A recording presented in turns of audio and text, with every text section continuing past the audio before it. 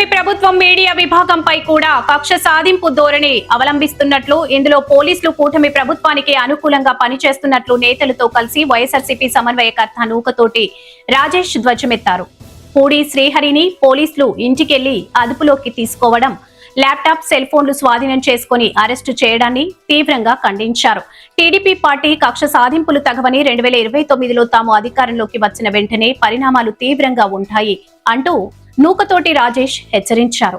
YSR Congress party నేతలపై, కార్యకర్తలపై చేస్తున్న దాడులను, అక్రమ అరెస్టులను వైఎస్ఆర్ కాంగ్రెస్ పార్టీ తీవ్రంగా పరిగణిస్తుందని, భారీ మూల్యం తప్పదని కూటమి పార్టీ నేతలను హెచ్చరించారు. ఈ కార్యక్రమంలో మండల పార్టీ కన్వీనర్, పార్టీ సీనియర్ నేత గవర్ల కృష్ణయ్య, ఎంపీపీ రాయదుర్గం మునిలక్ష్మి, నందకుమార్, తిరుపతి జిల్లా పార్టీ మహిళా అధ్యక్షురాలు మాధవిరెడ్డి, జడ్పీటీసీ మూర్తి మునెమ్మ, దేవల్ల మణి, పార్టీ మండల ఉపాధ్యక్షులు గిరిబాబురెడ్డి, బీసీసీఎల్ అధ్యక్షులు హరిబాబురెడ్డి, ఢిల్లీ బాబు తదితరులు మీడియా సమావేశంలో పాల్గొన్నారు. పూడి శ్రీహరి గారిని అరెస్ట్ చేయడం, అన్యాయంగా అక్రమంగా అరెస్ట్ చేయడం జరిగింది. ఎందుకంటే ఆయన ఏదో పోస్ట్ పెట్టాడంట చంద్రబాబు నాయుడు మీద, వాళ్ళ మామగారుని వెన్నుపోటు పొడిచాడని. అది అనవసరంగా వెళ్ళి అసలు ఏమి పోలీసు వాళ్ళు లాగా పోకుండా, యూనిఫామ్ లేకుండా పోయి అసలు పోలీసు వాళ్ళు వెళ్తూ ఉన్నారా, దొంగలు వెళ్తూ ఉన్నారా, ఇంకోరు వెళ్తూ ఉన్నారా, దొరలు వెళ్తూ ఉన్నారో తెలియదు. వీళ్ళు ఐడి కార్డులు చూపారు, ఏమి చూపారు, పోతారు లోపలికి, అంతా దర్జనగా తీసుకొని వచ్చేస్తారు. అక్కడి నుంచి కుప్పం తీసుకొని వచ్చారు.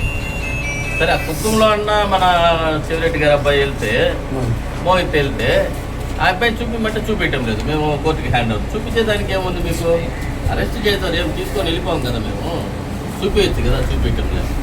ఇలాంటి అక్రమ కేసుల్ని అంటే నోరు నొక్కేస్తూ ఉన్నారు, మీడియా నోరు నొక్కేస్తూ ఉన్నారు, సోషల్ మీడియా నోరు నొక్కేస్తూ ఉన్నారు. నిజాలు బయటికి తెలియకూడదు. సరే, ఈయన నొక్కారు, మరి ఆయననే అనింది ఎవరు? వాళ్ళ మామగారే. ఇప్పుడు కూడా వీడియోలు వస్తున్నాయి, ఎన్టీఆర్ గారే నన్ను వెన్నుపోటు పొడిచాడని వీడియోలు ఇప్పుడు కూడా వస్తున్నాయి. మీరు ఒకసారి చూడొచ్చు ఎక్కడైనా కానీ వీడియోలు, నన్ను మా అల్లుడే వెన్నుపోటు పొడిచాడు అనేసి. మరి ఇట్టెత్తుకుంటే మీరు మా మీద మా అధినాయకుడైన జగన్ గారి మీద ఎన్ని అభాండాలు వేస్తున్నారు.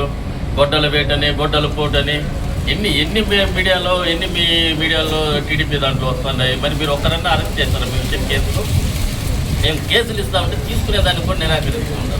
అన్యాయంగా అక్రమంగా ఈ కేసులు ఎంతకాలం సాగదు.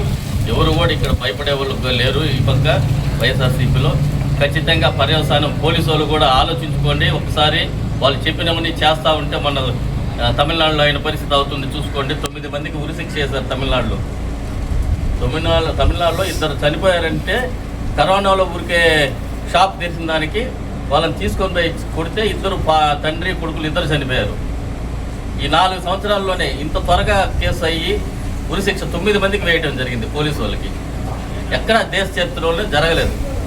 అలాగే కోర్టులు ఖచ్చితంగా ఉన్నాయి. కోర్టులు అయితే జడ్జిలు ఖచ్చితంగా ఉన్నారు. కోర్టులు ఖచ్చితంగా నిజాలే మాట్లాడుతున్నారు. మన తిరుపతిలో కూడా ఒక కేసు అనవసరంగా పెడితే చీవాట్లు పెట్టి పోలీసు వాళ్ళని పంపించారు. పోలీసు వాళ్ళు కూడా చూసుకొని చేయండి. మీరు ఈ రోజే కాదు, మళ్ళీ వచ్చే రోజుల్లో మా గవర్నమెంట్ వస్తుంది, మీరు పనిచేయాల్సి ఉంటుంది. ప్రజలకి పనిచేయండి, కొన్ని చూసుకొని చేయండి. అంతేగాని అనవసరమైన కేసులు మాత్రం పెట్టబాకండి. ఇది మాత్రం చాలా అన్యాయమైన కేసు. పూడి శ్రీహరి గారిని త్వరగా విడుదల చేయాల్సిందిగా కోరుతున్నాము.